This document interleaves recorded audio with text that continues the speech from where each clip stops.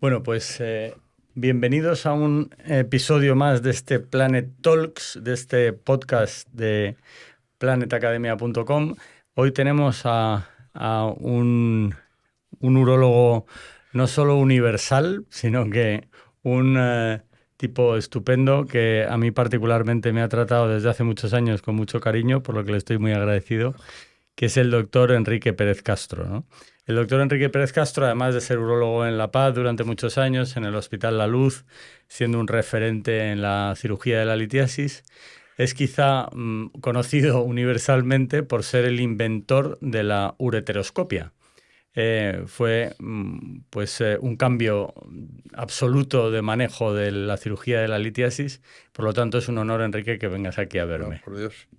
¿Cómo estás? No, muy bien, encantado de estar aquí, la verdad. Vamos a empezar por el principio. Cuéntame cuándo se te ocurrió ser médico o cuando ya lo tenías predestinado y empiezas con la... Yo la verdad creo que sí, porque mi abuelo fue urólogo, vivía con nosotros, mi padre era urólogo y en mi casa yo tuve la suerte, creo que la suerte, de siempre cenar y comer en familia. El desayunar ya no lo recuerdo, pero comer y cenar siempre. Y entonces era la conversación, era la urología. Entre mi abuelo, mi padre y después mi madre, que siempre hacía una pantalla, porque si a mi padre se le había torcido algún paciente, ese día no podías hablar en la comida o no debías hablar, o si llegaba una carta de Hacienda, tampoco. Entonces, bueno, pues en ese ambiente, la verdad es que yo no tuve nunca duda, pero a mí siempre me gustaba la cirugía delicada. Es decir, la cirugía de cuchillo grande y grandes incisiones nunca me llamó la atención y entonces por eso, durante una temporada larga, estaba tentado a hacer oftalmología, porque la oftalmología me parecía una cirugía tan delicada, tan que me gustaba, me tiraba sin tener ni idea, me gustaba mucho más.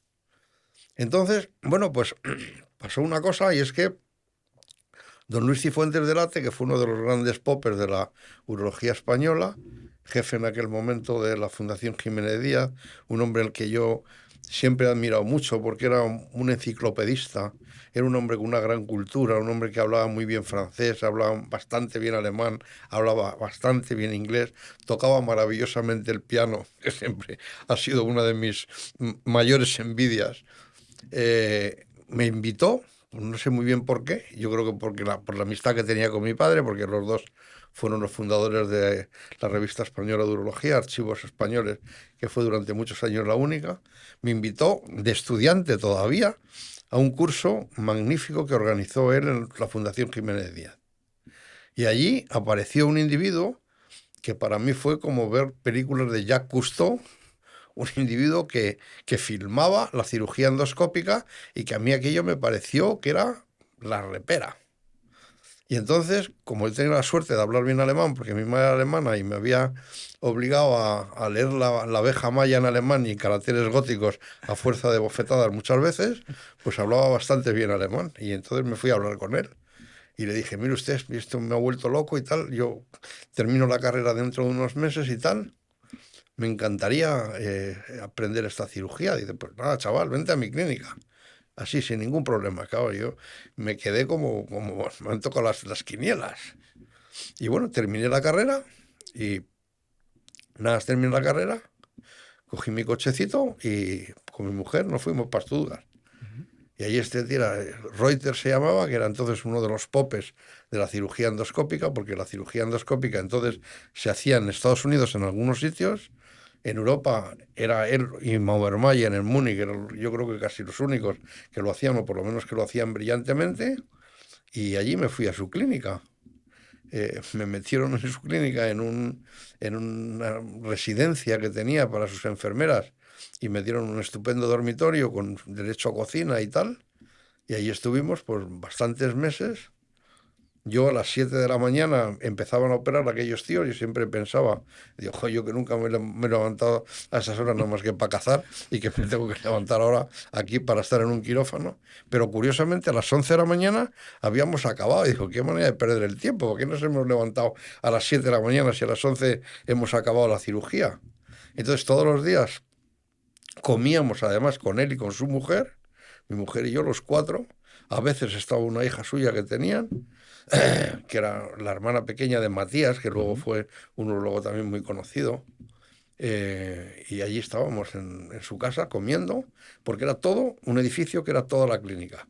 En el sótano estaba el quirófano, en las plantas estaban todas las plantas, las habitaciones de los pacientes, y en el ático tenía él su vivienda, con un jardincito monísimo por la parte de atrás, porque Stuttgart es una ciudad muy en escalones, una ciudad muy vitivinícola, tenían los escalones de las vides.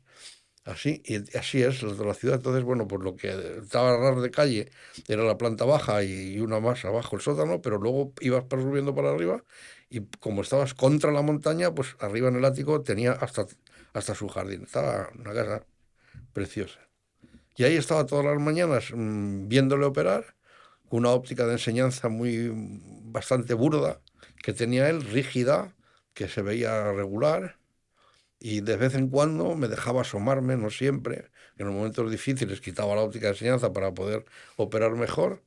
Él operaba siempre, curiosamente, con luz normal, o sea, con luz caliente, no luz fría, lo que vino luego después, porque él decía, aunque ya existía la luz fría, él decía que la luz fría daba demasiada intensidad de luz, entonces que no distinguía bien la diferencia de los tejidos. Toda la vida acostumbrado a operar alguna bombillita en la punta, pues así siguió.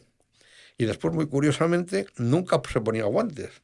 Él se lavaba las manos, operaba con las manos al aire, o sea, sin guantes y sin nada, y el agua que usaba para la cirugía endoscópica, que es todo bajo agua, era agua de la calle, lo cual, claro, a mí me alucinaba. En Alemania, entonces, claro, los controles de las aguas eran súper estrictos, y yo creo que aquí en aquella agua no había un puñetero microbio. Desde luego, en todo el tiempo que yo estuve ahí con él, no hubo una sola infección ni nada. Operaba con su agua, con sus guantes. Él se ponía el enfermo en su cama, le hacía la anestesia epidural él. Porque esto tú también lo habías hecho en el pasado, ¿o fue a No, posteriori? fue a ¿Cuándo? Fue a posteriori. posteriori, vale. Yo O sea ahí, que esto fue tu primera mi primera experiencia experiencia, ¿no? urológica y médica en realidad fue en la clínica Reuter. Ahí es donde él me enseñó a hacer la epidural, que lo había inventado en español, pero que en España casi ningún anestesista la usaba. Él se hacía su epidural, con la epidural sí se ahorraba tener que tener un anestesista, que tenía su riesgo, pero bueno, no pasaba nada. Le hacía la anestesia epidural, con la epidural operaba al paciente y cuando terminaba, él con una enfermera lo quitaba, lo subían a la planta con una sonda de lavado continuo Y y entonces eran resecciones prostáticas. prostáticas. De vez en cuando un tumor de vejiga, pero lo normal era próstatas. Venían gente del mundo entero. Ajá.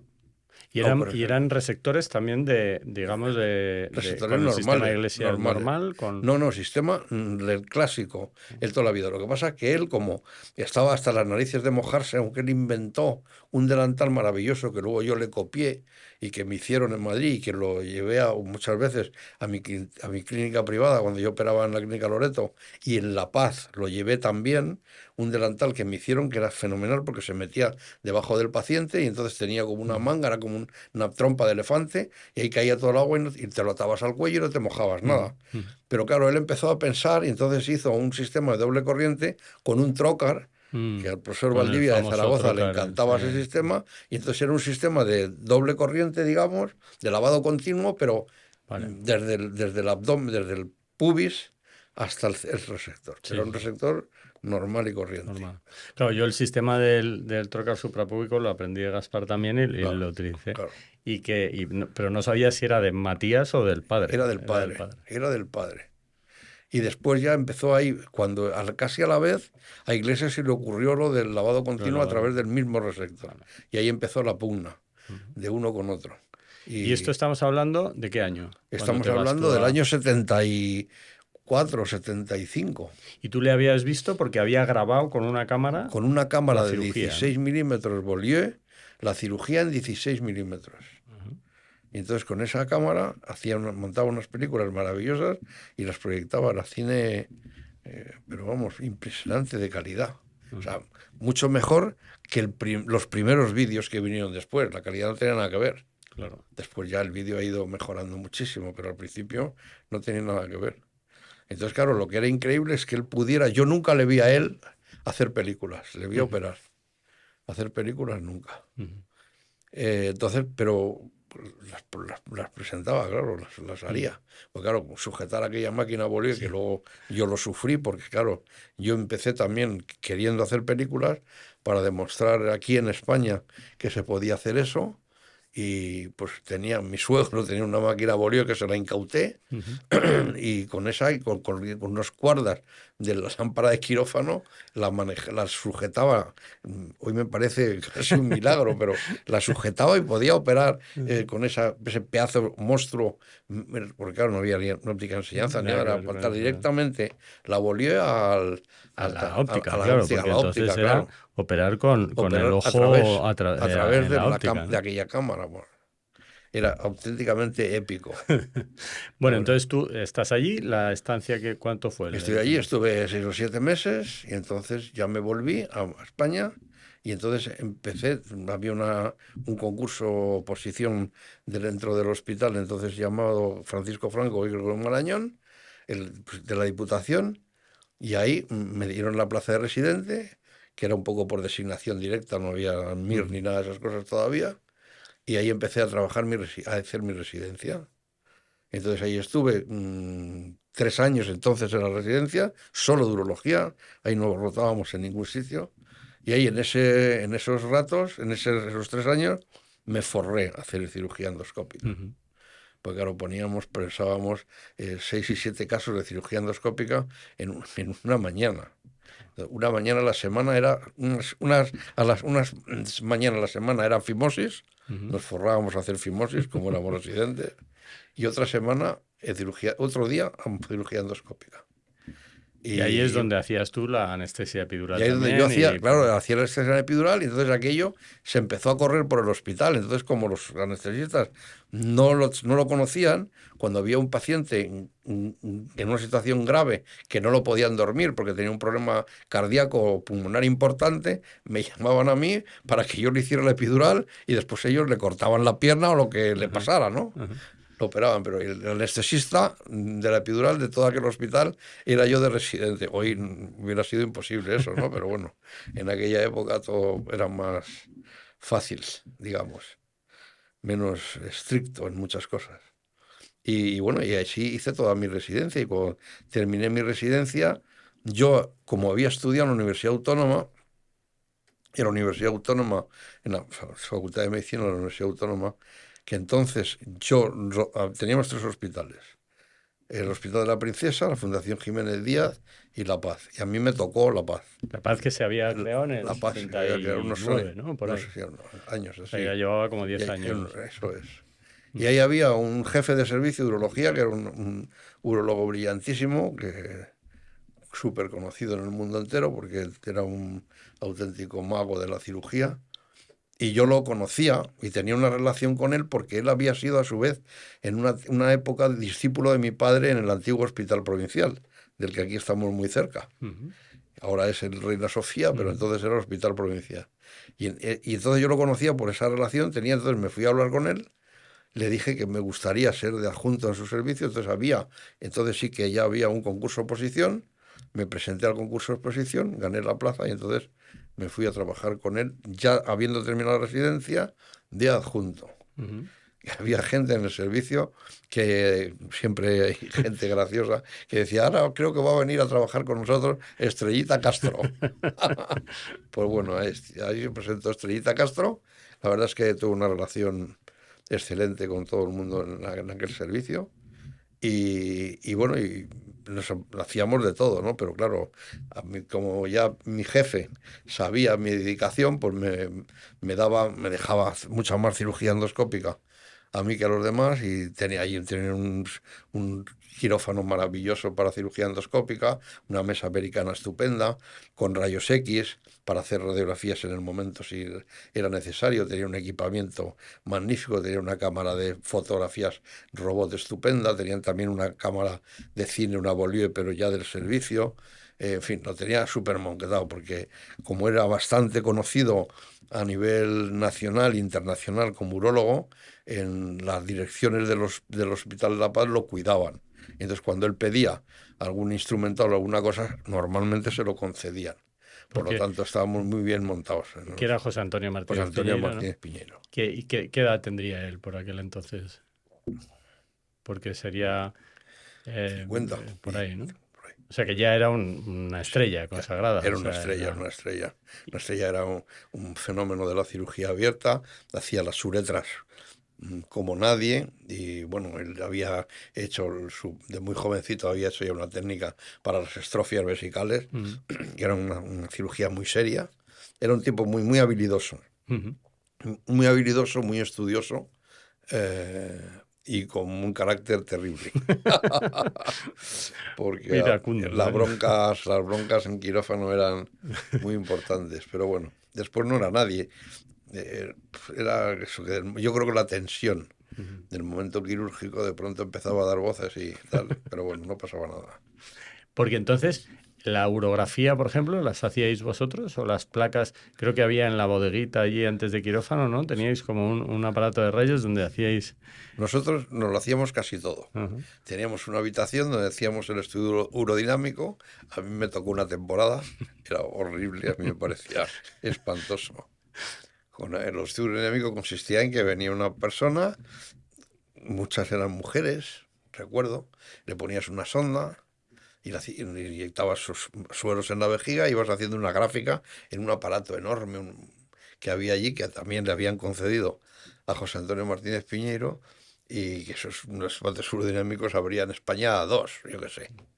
Y entonces a mí me tocó una temporada. Entonces de las anécdotas es que una señora tal, la metemos allí, tal, hacemos el estudio, le ponemos su sonda y tal igual. Y cuando termino el estudio digo, señora, ¿por qué viene usted aquí? Porque es que el estudio que le hemos hecho es completamente normal, esto está perfecta. Dice, bueno, doctor, dice que el estudio este era para mi hija, pero mi hija hoy no ha podido venir. Y entonces me dice, vete al Para estudio de aprovecharlo la un poco. madre para aprovechar la vez. Y bueno, aquello era muy gracioso de vez en cuando. Ocurría después otra vez, estábamos ayudando. Y José Antonio Martínez Piñero tenía un ayudante y amigo de toda la vida, Antonio Armero, que era un figura de todo, era un gastrónomo maravilloso y una bellísima persona. Y un día estábamos, él era jefe clínico, o sea, el segundo más importante después del jefe, y estábamos ayudando a operar un cálculo de un chico joven, y empezamos buscándolo, 3 horas buscándolo, y cuando aparecía en el riñón, y ya desesperado dice, vamos a cerrar y ya está, y salimos, vamos a la habitación, la madre le dijimos, señora, llevamos 3 horas buscando el cálculo y el cálculo no está. Dice, no, ¿cómo lo va a estar si lo echó anoche? Y nos enseña la madre el cálculo.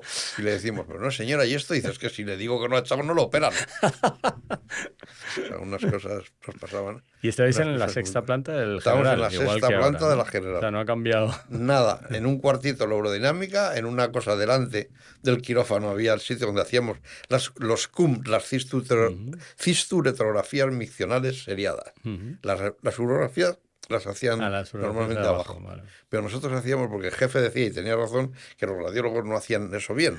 Y entonces que lo teníamos que hacer nosotros. Y nosotros hacíamos unos estudios muy buenos, porque claro, hacíamos unas placas miccionales que eran importantísimas, porque claro, Para muy ver la centradas en la longitud, uretra, como él claro, operaba tantas uretras, claro, claro. y bueno, no sé, mandaban uretras de toda España Ujú. a operar. Todos los que no se arreglaban en ningún sitio, se los mandaban a él, a La Paz. Y luego llega el momento epifánico de la Sí, ureteroscopia, ¿no? entonces un día aparece en la clínica, en La Paz, aparece un señor dentista de Mérida, un señor encantador con su hija tenía 15 años por ahí, que entonces todavía eso era de urología de adultos, hoy en Ujú, día ujú. no lo hubiéramos visto a esa chica, que tenía infecciones urinarias desde niña pequeña. Entonces, bueno, pues algo desesperado porque ya no sé qué hacer. Él yo creo que era dentista. Y estoy desesperado. Hay que hacer con algo con mi hija y tal. Hacemos un estudio y vemos que tiene una hidronefrosis en un riñón impresionante, que tiene un ureterocele, lo vemos en la esta. Y entonces, como en una niña tan jovencita, tan mona, era una belleza de cría, encantadora además de manera de ser y tal. Luego se hizo médico de familia. Y entonces la metimos en quirófano para ver si se podía hacer algo. Entonces, acordándome de las enseñanzas de Pepe Vicente de Barcelona, un endoscopista, gran endoscopista también de la Fundación Puigvert. Le hice una incisión en boca sonriente, le llamaba él, para que luego no hubiera reflujo, en ese enorme uretero cele. O sea, un poco exagerando, pero intentando a ver si podíamos conservar de alguna manera aquel riñón que estaba ya para los leones. Y entonces, haciendo esa incisión, como estaba con un cistoscopio normal, pues me metí dentro del uréter. Entonces, al meterme dentro del uréter con aquello, y como teníamos un quirófano muy bueno que tenía máquina de rayos y todo, hicimos unas radiografías y salió el uréter. Es una imagen que enseñaron en 1000 congresos en el mundo, ¿no? Y que tenemos en La Paz en Ahí, el aula todavía. ahí puesto. Está ahí el póster de la imagen. Entonces, ahí está. Entonces hicimos la radiografía y en ese momento, minutos después, José Antonio estaba en Argentina en un curso. Y llegó mi mujer con una hematuria, con un cólico nefrítico, sin cólico, pero con hematuria. Y entonces había un residente era residente todavía, Juan Silva, un gallego, gran persona. Luego se fue a Salamanca y luego a La Rioja. Bueno, y hablo hace poco con él. Una persona extraordinaria, que además era en Madrid vecino mío. Bueno, total, que eso estaba, teníamos una relación muy buena de amistad. Y llega mi mujer con el cólico nefrítico, como yo estaba operando, la atiende él, y le enseña la radiografía. Y le dice a mi mujer, que era enfermera y que sabía bastante, le dice: cuando venga José Antonio Martínez Piñeiro, a tu marido le va a dar una pata en el culo porque le ha perforado a esta paciente y le ha metido el cistoscopio hasta el corazón. Esa fue, claro, la otra quería morirse y tal. Y luego ya se lo explicamos y tal, y ya salimos yo y ya tal. Entonces, bueno, pues aquello fue un cálculo que expulsó sin ningún problema, sin necesidad del ureteroscopio y tal. Y entonces, viendo aquello, pues empecé a pensar y a decir, bueno, si he podido meter un aparato gordo en un uréter gordo, para un uréter fino lo único que tengo que hacer es adelgazar este aparato y hacerlo más corto. No más corto, más fino Más para estrecho, ¿no? poderlo meter. Ujú. Y entonces, otra vez, por culpa de saber alemán, me fui a ver al señor Stors, que ya lo conocía yo, porque había estado comprando el instrumental cuando estuve con Reuter. Al final de mi estancia, fui a comprar el instrumental que hacía falta para el hospital del provincial donde estaba yo entonces. Lo conocía y me fui. Y digo: mire usted, tengo este asunto hecho, le enseñé la radiografía. Yo necesito que me construya usted un cistoscopio largo y fino. El tío, que era listísimo, había empezado de tornero. Ujú. Y de tornero formó el imperio Ujú. de Stors. Tío, listo. Lo entendió rapidísimamente. Y dice: nada, váyase usted a España que yo se lo mando. Pensé, ya veremos. Bueno, 15 días después tenía el aparato en La Paz. Qué Me lo bueno. mandó por correo certificado. Ajá. Lo recibí, lo vimos allí y empezamos a hacer cosas. Entonces, claro, mm, entonces tenía un 13 Charrier. Y ese fue el primero El que luego primero. se comercializó. Sí, O sea, era igual claro, que el que luego se luego empezó se a vender, comercializó, que pero Gaspar tiene uno de ellos. claro, Yo he estado viendo el museo de Gaspar, tiene uno claro. original. Pero era tan gordo que no entraban los uréteres normalmente, porque claro, hoy los ureteroscopios tienen un 7 Charrier, un 9, ¿no? Pero del 13, o sea, 13, es que claro, son 3 grados Charrier, es 1 milímetro, o sea, Mm. muy grande. Total, ¿qué hacíamos? Pues le poníamos, como era la seguridad social y al paciente no le costaba y a nosotros tampoco, lo ingresábamos el día de antes, le poníamos un catéter ureteral porque Iglesias en Estados Unidos, que había estado con él, eh, le gustaba operar con cistos, con resectores gordos. Ujú. Entonces él le encantaba el 27.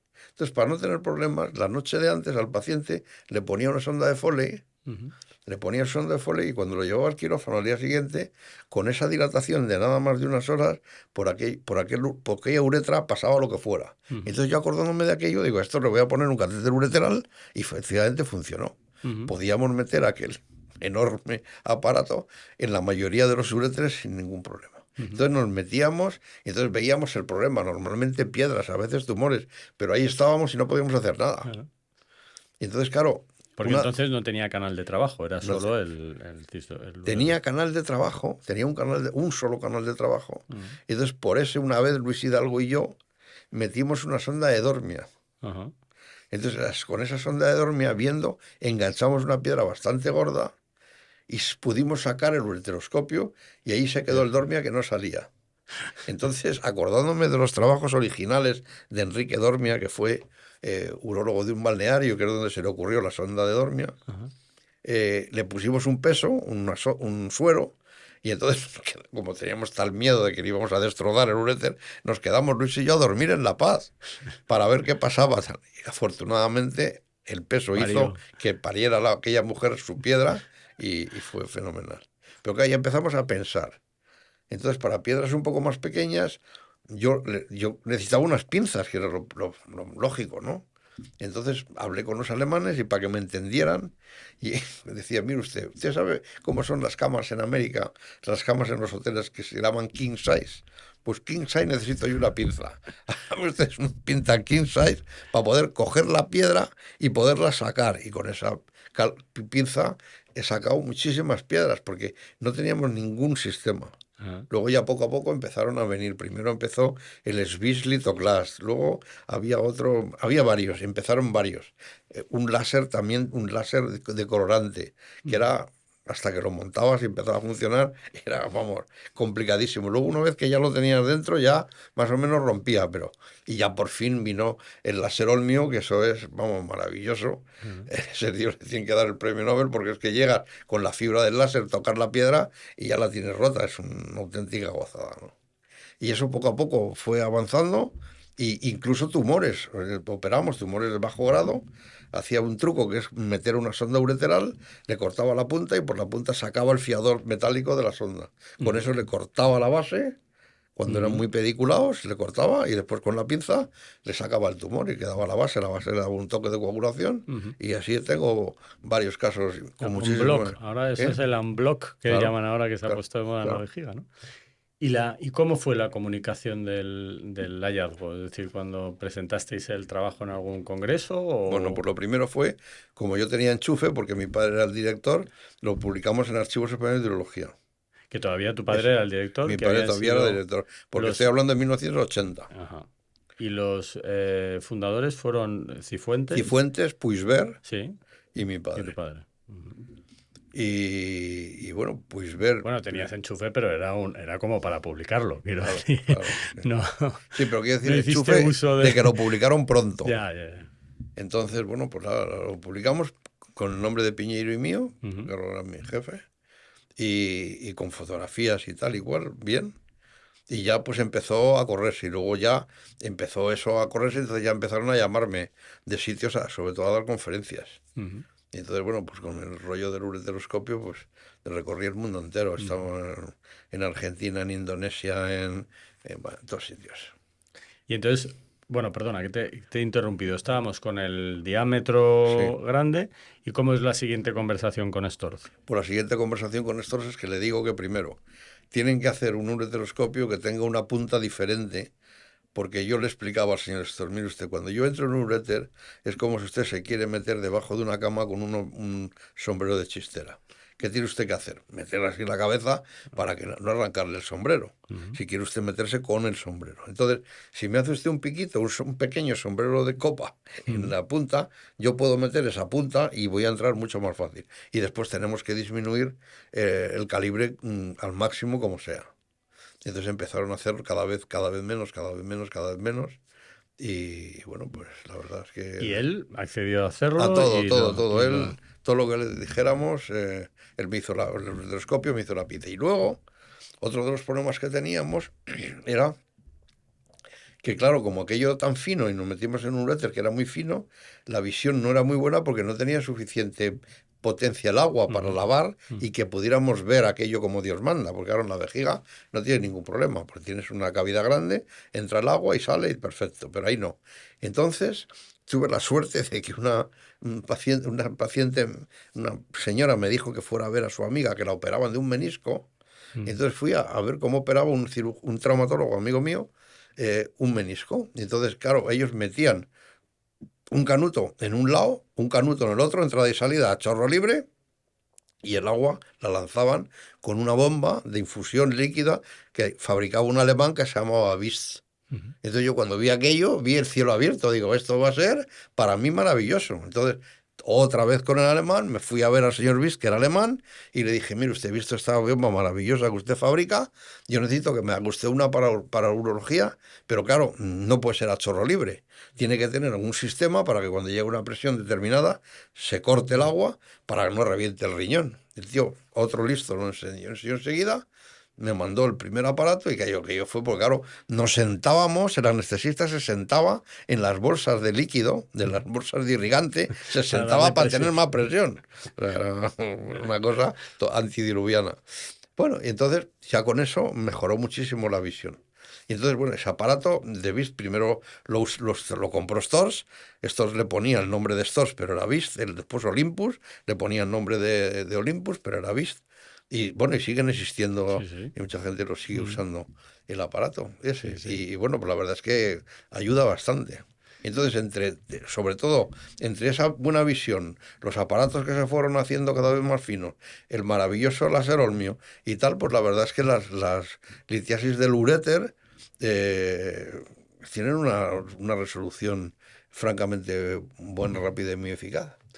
¿Y cómo fue cuando volvías con tu mujer de comprar Ajá. algo de material? Era la cámara, ¿no? También, Sí, no. El problema era que en el hospital, como yo quería hacer esas películas con la cámara de mi suegro de 16 milímetros, las fuentes de luz normales, aunque era ya de luz fría, no daba la suficiente luz para operar, sí, pero para filmar no. Ujú. Y entonces pues, alguien me dijo que había unas fuentes nuevas de luz que se llaman de xenón, Ujú. lo que luego se utiliza en los coches y en muchos sitios, ¿no? Entonces esas fuentes de xenón las estaban haciendo, las fabricaba Stors, y entonces otra vez me fui al señor Stors a contarle que tal y como he tenido bastante cara dura. Le dije al señor Stors, mire, usted me necesita a mí, porque usted, yo voy a contar en todo el mundo lo maravilloso instrumental que usted hace y gracias a eso usted va a vender muchísimo. Por lo tanto, si hago películas, más todavía. Usted me tiene que dar la fuente de luz para que yo pueda filmar. Dice, ah, chaval, pues encantado. Y el tío me la dio. Y entonces, claro, aquello era 2 mesillas de noche. Era impresionante la bombilla. Y entonces alguien, no me acuerdo quién, me dijo, dice, la mejor manera de entrar a cualquier cosa en España con la Guardia Civil es comprando un rifle. Tú compras un rifle, a los guardias civiles normalmente les encantan las armas, se lanzan a mirar el rifle y ya puedes pasar lo que te dé la gana. Y como durante mi estancia con Reuters, por las tardes, como acabábamos tan pronto de operar, me aburría, me iba a una armería, me había hecho amigo del armero. El tío le dije lo que necesitaba, me dijo, sí, sí, este rifle te lo llevas y tal, te lo vendo y tal, fenomenal. Y sin papeles y sin nada, que oye, es absolutamente increíble. Me lo puso en una caja y con la caja me lo traje a España. Lo facturé y lo traje a España. Entonces empiezan aquellos dos monstruos como maletas, el rifle también como maleta, y todo llegó a la vez, a la cinta. Lo sacamos de la cinta, en un carro puse el rifle y en otro carro mi mujer los dos armarios, aquellos enormes. Entonces yo salí un poquito primero. Y claro, los guardias, ¿qué trae usted ahí? Digo, un rifle. ¡Pah! Todos ahí encima del rifle. Y mi mujer tranquilamente pasó al lado de los guardias con aquellos dos armarios. Nadie le dijo nada y tal. Entonces y les enseñé el rifle, les estuve hablando y no sé qué. Digo, bueno, este rifle lo tenemos que dejar aquí porque no tiene papeles en la intervención de armas. Ya vendré la semana que viene cuando pueda arreglar los papeles y tal para poderlo sacar legalmente. Ah, pues nada, lo dejamos aquí, le acompañamos a la intervención de armas. Me acompañaron. Y mi mujer estaba fuera aburrida esperándome, pero ya encantada porque no iba a pasar nada. Y ya nos fuimos al hospital con aquella fuente de luz y con aquello es con lo que empecé a hacer películas de verdad. Ujú. Y después tuve la suerte de que conocía mucho a Matías Prats padre. Ujú. Entonces Matías Prats padre en aquel momento era el director de Nodo. Ajá. Entonces en Nodo tenían un archivo cinematográfico impresionante. Entonces un día se me ocurrió, se lo comenté, dice, tú vienes a Nodo, nos dices lo que quieres, te hacemos una copia de la película, te lleves y tú esa copia la pegas donde te dé la gana, en la película que quieras, como estamos hablando siempre de 16 milímetros. Entonces me daban pues cosas, la voladura del edificio Ya, me parece que era del periódico Ya, o del Marca, no me acuerdo qué película, El Pueblo, un periódico muy famoso, que lo habían volado, una estructura, la primera voladura controlada que se hacía en España, y estaba filmado por Nodo. Claro, se veía como el edificio se derrumbaba y las casas alrededor no les pasaba nada. Entonces yo, cuando hacía una película de litotricia dentro de la vejiga, con un Mauermayer, por ejemplo, ponía esa escena explicándole a la gente, digo, mire usted, esto de la pinza que hago yo con la pinza, y ve usted que a la vejiga no le pasa nada, lo mismo que, va, entonces salía la imagen de tal. Después, no sé por qué cosas también, las imágenes maravillosas que me las prestó de la voladura de un volcán, el volcán Teneguía, en la isla de La Palma, que fíjate, después de muchos años, fíjate, ha vuelto otro volcán, pero allí mismo. Y entonces esas imágenes las iba metiendo. Y entonces, claro, la gente que estaba, como normalmente las películas de urología las ponían siempre por la tarde, la gente se quedaba dormida y con eso se despertaban sin ninguna duda. Entonces, bueno, me acuerdo una vez con el edificio Pueblo, hablando dos urólogos, que yo lo oí, no hablaban conmigo, hablaban entre ellos. Decía, fíjate tal, la película que ha proyectado el Pérez y tal, no sé qué, con ese edificio. Sí, claro, fíjate la pasta que le habrá costado volar ese edificio para hacer la película. Y yo los... y decía, es una pasta gansa. Y sí, tenía cosas muy graciosas, ocurrieron muy graciosas. Y luego, bueno, luego tuve una relación muy buena con Arthur Smith, con el número uno de endurología en Estados Unidos, que es un sudafricano muy listo también, un hombre mayor que yo, pero tío, un endurologista buenísimo. Y entonces le caí bien, o lo que fuera, entonces me dijo que por qué no organizaba en España el Congreso Mundial de Endurología. Y entonces, de chaval, porque soy un chaval, organicé el primer Congreso Mundial de Endurología en el Hotel Eurobuilding de Madrid, y que fue también muchas anécdotas graciosas. Por ejemplo, me acuerdo ahora perfectamente de una, de una diapositiva, entonces eran diapositivas, de una diapositiva que puso Alken, poniendo una caricatura suya en un árbol y unos indios asaltándole y clavándole flechas. Los indios eran los cirujanos, urólogos clásicos de entonces, que le tiraban flechas, porque él, claro, entonces estaba empezando con la Con la percutánea. percutánea. Había... bueno, vinieron 1000 urólogos del mundo entero a ese congreso. Sí, sí, sí. Eso fue muy, bueno, un acto ¿Esto en qué importante. año fue? Bueno, la verdad es que no lo sé. En 80 y pico, ¿no? Sí, Por ahí, ¿no? sí. O sea, que ya había publicado Valdivia su técnica de Sí, supino sí. y todo eso, ¿no? O sea, que ya más... Yo creo que Valdivia todavía no. No, todavía no. Todavía no había publicado. Porque ahí vinieron, claro, vino alguien, vino por supuesto Chosí, vino a hablar.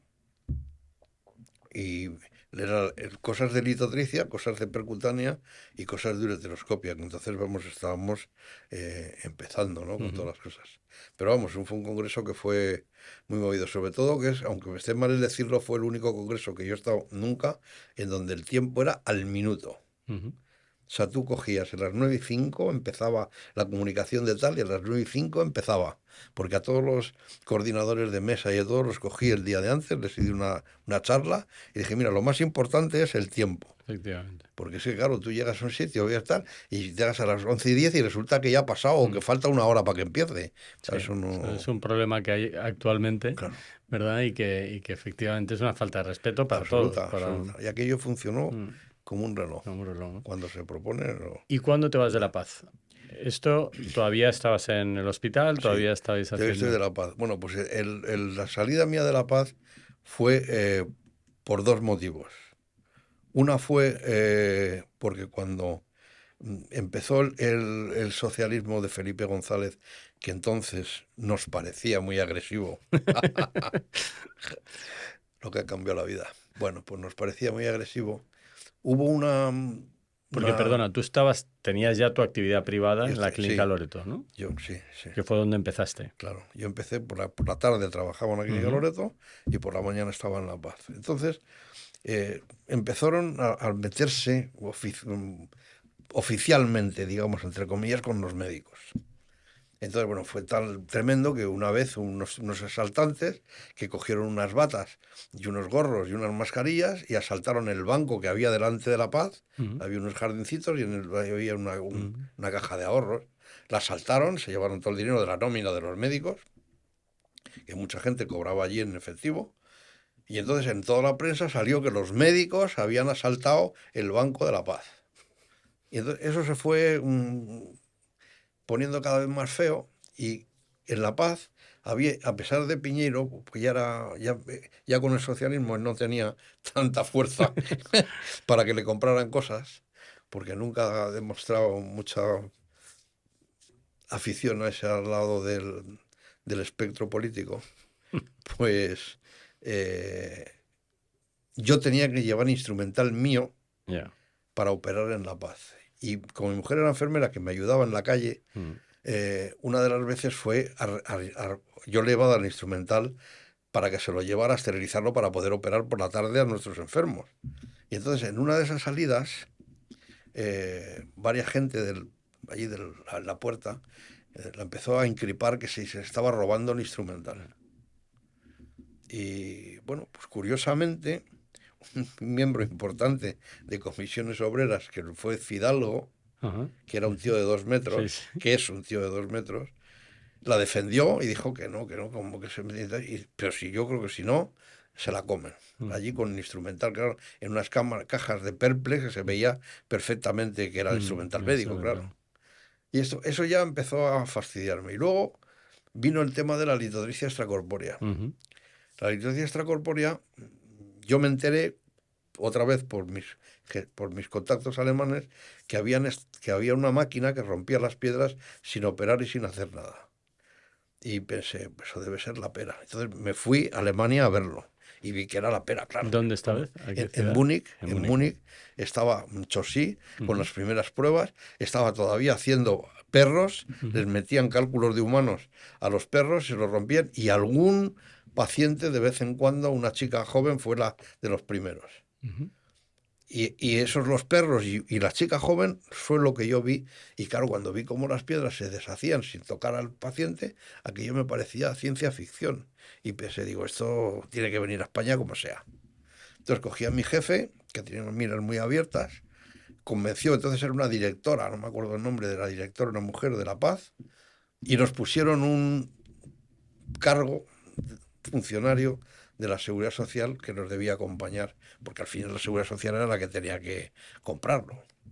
Entonces, bueno, pues llegamos allí, claro, nos quedamos maravillados, sobre todo mi jefe y yo, que lo entendíamos mejor, y nos invitaron a cenar los de Dornier, entonces dijimos que la queríamos comprar. Y entonces ahí hubo unas tentativas del funcionario Cuenta, cuenta. diciendo que, bueno, empezó en la servilleta, empezó a dibujar una estrella de Mercedes.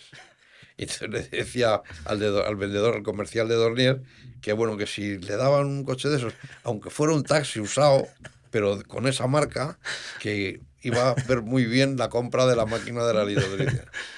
Entonces, claro, Horripilado. tenían lista de espera para comprar. Los árabes, los americanos, todo el mundo quería comprar la máquina. Pues claro, fíjate, lo mandaron. Entonces nos vinimos a España con el rabo entre las piernas. Entonces yo empecé a pensar que era imprescindible tener una máquina de esas en España y entonces monté una sociedad de gente que ponía dinero para comprar esa máquina. Y entonces, infeliz de mí, donde yo trabajaba en Loreto, fui a Loreto y les dije, mire, yo voy a comprar una máquina con un grupo de inversores. Vamos a poner la máquina aquí, en la mano. Yo, la máquina no les voy a cobrar nada, la voy a poner. Yo les voy a cobrar los tratamientos a los pacientes. ¿Y ustedes qué van a tener? Pues ustedes van a tener el ingreso, que lo van a cobrar, los análisis, que lo van a cobrar, las radiografías, que lo van a cobrar, y cualquier extra que salga. O sea, yo creo que es una ventaja y van a tener ustedes, van a llenar la clínica, vamos, con esta máquina. Entonces se reunieron y entonces don Manuel Hidalgo Huertas, que voy a decir su nombre porque ya está muerto, que fue un cirujano digestivo regular, que fue el que operó a Franco varias veces al Ajá. final de su vida, era el presidente del Consejo de Administración de la Clínica Loreto, dijo que no, que él creía que la máquina no se podía pensar, no se podía comprar. Y el argumento fuerte de él era, dice, o sea, nosotros compramos la máquina, el más famoso va a ser el doctor Pérez Castro y yo voy a dejar de ser el famoso. Por lo tanto, la máquina no se compra. Con esa mentalidad económica, 2 años después la clínica Loreto no existía como clínica y ahora es una residencia de ancianos. Entonces, bueno, Entonces, pero yo como yo he afirmado que tenía que pagar 217 millones de pesetas, que yo no sabía ni lo que era eso de Tú dinero. pareces de Bilbao, ¿eh? Sí, sí. Y solo tenía para poner al cuarto de baño en mi casa que no cabía, pues dije, aquí me tengo que pegar un tiro o tengo que hacer algo. Entonces me fui a la luz sin conocer a nadie. Entonces estaba de director Gonzalo Cabanillas, hermano de Pío Cabanillas, Ajá. igual de inteligente que su hermano, y le conté el tema. Entonces era médico, había sido director en Barcelona del Valle Hebrón, había sido director de Zaragoza, del Miguel Servet, y luego había estado de director en el 12 de octubre. Y en el 12 de octubre es cuando el dueño de la luz fue a verlo y le dijo, vengas usted a la luz de director y tal, y montaron la clínica. Bueno, la montó Porque era una Gonzalo. clínica familiar, Una clínica entonces. familiar, Era de de una una familia, ¿no? familia y tal. Entonces, bueno, me fui a verle, le dije el asunto de lo que se traía y bueno, pues la verdad es que se quedó bastante convencido y dice que lo voy a presentar al Consejo de Administración. El Consejo de Administración era uno de los yernos del dueño entonces, que todavía vivía. Murió muy poco después, que era una persona muy inteligente, ingeniero de caminos, le presentó el proyecto y José María Sánchez de la Peña dijo que, bueno, que le parecía bien y que teníamos que investigarlo. Y entonces pensé, digo, vamos a Alemania a ver un par de máquinas para que lo veáis, no sea solamente una y tal. Y en ese momento pusieron los de Zeus, se me adelantaron y pusieron la primera máquina en Barcelona. Y entonces me dijeron, lógicamente, más fácil ir a Barcelona que irnos a Alemania. Digo, pues tenéis razón. Nos fuimos a Alemania, a Barcelona, estuve viéndolo, vieron la piedra como se rompía maravillosamente y después de terminar, un urologo de allí se los llevó a los hermanos de la familia, se los llevó y les dijo que bueno, que claro, gastase 217 millones de pesetas habiendo yo una máquina en Barcelona que iba a tratar a España entera, que se lo pensaran, porque a lo mejor no les funcionaba económicamente. Volvimos a Madrid, yo no me enteré de esa conversación, y volvimos a Madrid. Al día siguiente me dijeron que bueno, que habían pensado que no la compraban porque bueno, que con una máquina en Barcelona que era suficiente, que les habían aconsejado eso y tal. Digo, mira, vale, pero a mí no me dejéis por mentiroso. Yo voy a montar un viaje, vamos a ir a ver 3 clínicas en Alemania, las vais a ver, vais a hablar con los urólogos, vais a hablar con los gerentes, y una vez que hayáis visto 3 clínicas en Alemania, que creo que ya hay 9 máquinas de litrotricia funcionando, ya hacéis lo que os dé la gana. Fuimos en medio de un desastre de nevada que se paralizaron los trenes en Alemania, no sé cómo salimos de allí, pero bueno, salimos y, y vieron las 3 clínicas y claro, se convencieron Que con que yo una... que con no era bastante. Y se lo explicaron allí bien, claro, los gerentes y tal, y no sé qué, porque José María, aparte de hablar muy bien francés, porque había estudiado en el colegio francés, en el liceo francés, y hablaba muy bien inglés también, pues se enteró perfectamente de todo y ya la compraron. Entonces yo les cedí mi firma, encantado, digo, toma, aquí Paga tú. quedaros con esto, paga tú que yo me salgo de aquí. Y ya empecé a trabajar con ellos y bueno, pues hasta hoy. Ajá. Hemos tenido diferentes máquinas. Aquella que era la bañera, que era un sistema que en la que te metías, ha sido una de las mejores, porque no había ninguna piedra que se le resistiera, tenía un pequeño problema, y era que los fragmentos eran un poco grandes de Ujú. roturas. Pero gracias a tener el ureteroscopio, nosotros con el ureteroscopio todas las obstrucciones del ureter las resolvíamos sin ningún problema con el ureteroscopio, porque los doble J todavía no se habían inventado. Claro, esa es la... Yo es lo bonito que veo en esta historia, ¿no? Que es el comienzo también de lo que luego Gabriel Valdivia con su técnica percutánea complementa, ¿no? Y lo que por fin Gaspar Ibarlucea hace como la cuadratura del círculo, ¿no? Y entonces une la ureteroscopia y la percutánea y vemos cómo cualquiera de estas técnicas son complementarias. Puedes hacer una litotricia y una ureteroscopia, puedes hacer una litotricia y posteriormente una técnica combinada de toda la vía urinaria, ¿no? Nosotros en aquella época, como había muchísimos coraliformes que hoy han desaparecido porque están todos ya tratados, Ujú. quedará alguno no sé, en Indonesia, pero no quedan coraliformes. El coraliforme, como era una masa tan enorme, le hacíamos primero una percutánea. Con la percutánea le rompíamos todo lo que podíamos y sacábamos todo lo que podíamos de aquel riñón. Lo que quedaba de restos le hacíamos litotricia. Y cuando se obstruían, hacíamos ureteroscopia. O sea, en un paciente hacíamos muchas veces 3 actos quirúrgicos para poderle limpiar o casi limpiar el riñón. La verdad es que fue muy importante tener las 3 cosas. Claro, claro, claro.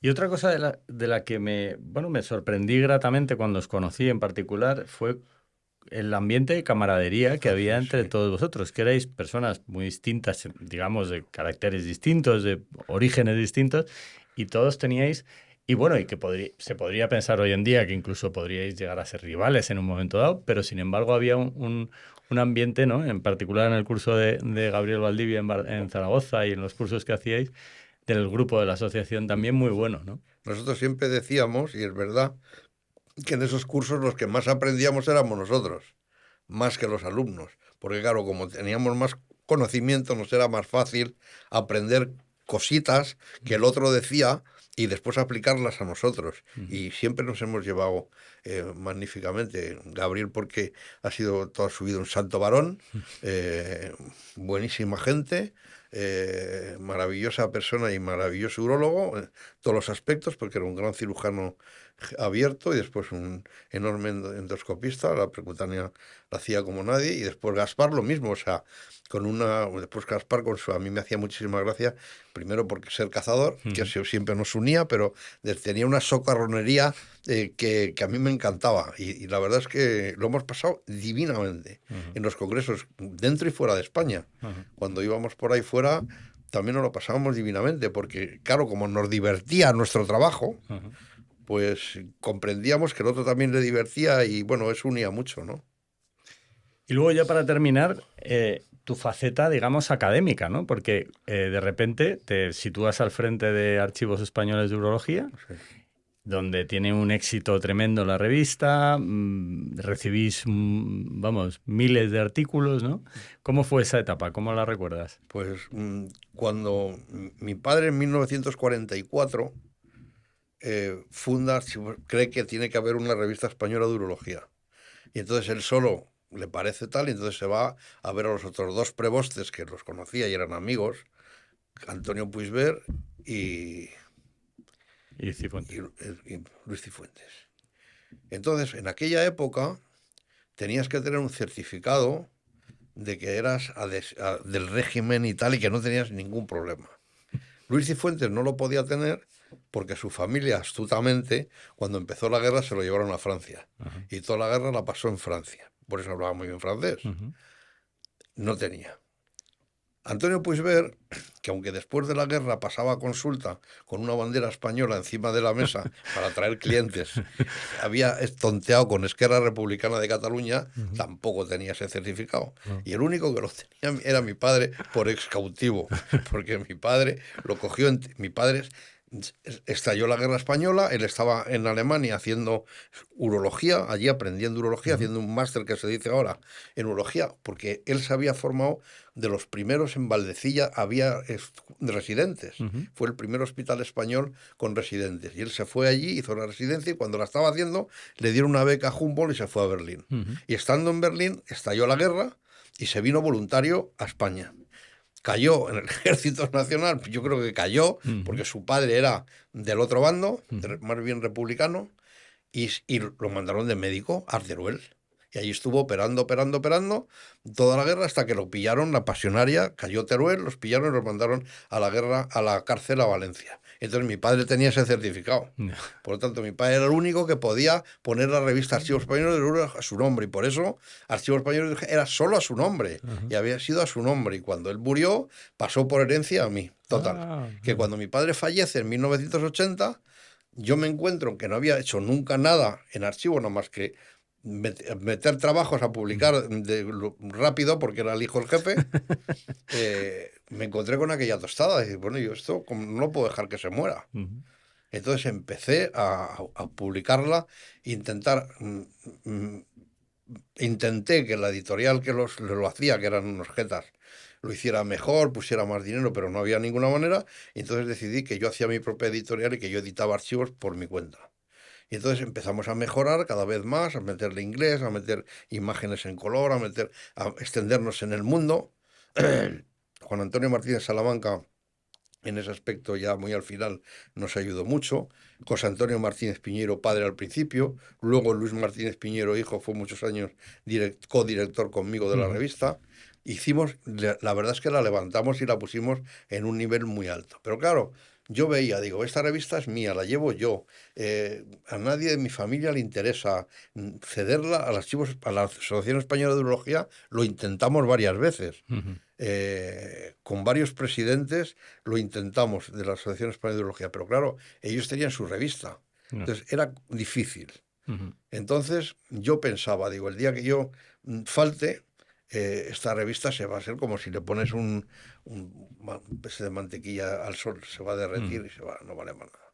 Y curiosamente, sin nosotros hacer nada, hace 2 años, en el verano, nos llegó una carta de una empresa china diciendo que estaban interesados en la revista. Unos chinos que quieren una revista de urólogos y en español. Se lo presentamos a mi yerno, que está metido en ese mundo de coger empresas, Ujú. mejorarlas y luego venderlas, y muy metido, y nos dice, eso es un timo, tirarlo. Digo, yo pensaba, ¿cómo va a ser un timo? Si no me pagan, no Es les doy la demasiado revista, raro como no para sé ser un cómo. tipo. Pero a él le parecía que era un timo. Bueno, pasan unas semanas y llega otra carta de otros chinos. Ya lo empezamos a estudiar un poco más y nos llega una tercera carta de otros chinos. Y ya con los terceros ya nos sentamos y con una negociación muy difícil, porque los chinos son muy complicados, pudimos hacer la venta de la revista, manteniendo el nombre, Hombre. manteniendo el nombre de mi padre como fundador, y que ellos lo van a publicar en el mundo entero, donde quieran, como, en qué idioma, no lo mismo, pero como Archivos Españoles de Urología. Y bueno, ahí por lo menos sigue Claro. y está. Y fue la manera un poco de salvarla, Ujú. porque no había ninguna otra opción. Era o tirarla al cubo a la basura o que saliera. Y ahí está. Y la están funcionando, vamos. Muy bien. Pues Enrique, ha sido un Pues no, verdadero placer escucharte. menudo rollo se ha No, no, soltado. no, no, pero es una... Es épico. O sea, yo cuando... Hoy en día, ¿no? Que estamos tan preocupados muchas veces por tener volumen en la clínica, ¿no? O yo no... Si dejo la pública y no tengo una privada que ya funcione muy bien, no me atrevo porque es una... Y oír todas estas historias de Claro, apostar, ¿no? Por... claro, llegó un momento en que, claro, como yo estaba metido en la luz, claro, 4 o 5 litros le echábamos 8 o 9 horas. Claro. Porque, claro, entonces, claro, yo dije, yo no puedo seguir así. Entonces fui y pedí la excedencia en La Paz. No Ujú. sabía qué iba a pasar. Ujú. Pero digo, es que aquí, no, en La Paz, no, en otros sitios no puedo seguir. Porque, Pero y ya no solo eso, sino las inversiones de las que nos has contado, ¿no? claro, Como lo de la litotricia, que hoy en día con la urología tecnológica que tenemos alrededor, que parece que todavía muchos grupos hospitalarios dudan en si comprar un robot o no. Deberían comprar varios robots, no solo uno, ¿no? Porque está más que demostrado que todas estas inversiones, y en aquella época era mucho más difícil que ahora darse cuenta de estas cosas, ¿no? Pero bueno, como pero vamos, siempre... siguen, no sé, el dinero es muy cobarde. mm, Y entonces muchas veces que yo es que hablé con capitales muy importantes españoles para que entraran en ese pool para comprarlo y con gente que les sobraba el dinero y no lo veían. ya, Claro, no estaban metidos en ese mundo. Yo lo veía tan claro claro, que un visionario. sí, yo no sé, que bueno, yo lo veía clarísimo, que eso tenía que funcionar. Porque después de ver cómo se rompían las vías, de Argentina nos veían aviones enteros Ujú. de gente de Argentina a tratarse con nosotros. Bueno, del mundo entero, pero lo de Argentina era Ah. exagerado. Qué bueno, Enrique. Bueno, Pues muchas pues gracias nada, por nada. venir Gracias a ti. una vez más, Ha que sido es un un placer, gusto. como siempre, estar contigo. Muy bien, perfecto.